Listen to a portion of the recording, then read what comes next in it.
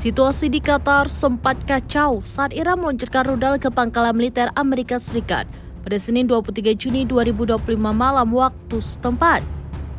Serangan tersebut merupakan respon atas pengeboman yang dilakukan Amerika Serikat terhadap fasilitas nuklir Iran akhir pekan lalu. Dikutip dari Sky News, kepanikan terlihat di salah satu pusat perbelanjaan di kota Doha. Pengunjung berlari sambil berteriak ketika mendengar peringatan adanya serangan udara.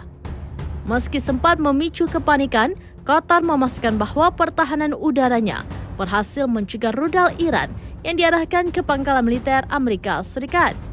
Negara tersebut sebelumnya juga telah menutup wilayah udaranya untuk sementara waktu guna memastikan keselamatan penduduk dan pengunjung. Dikutip dari Al Arabiya, pangkalan udara militer Al Udeid di Qatar merupakan instalasi terbesar Amerika Serikat di Timur Tengah dan markas terdepan Komando Pusat Pentagon. Diperkirakan ada 10.000 personel militer Amerika Serikat yang ditempatkan di pangkalan tersebut. Namun Presiden Amerika Serikat Donald Trump memastikan semuanya aman dan tidak ada korban. Ia mengklaim bahwa Iran telah memberitahu Amerika Serikat dan otoritas Qatar beberapa jam sebelum pangkalannya diserang.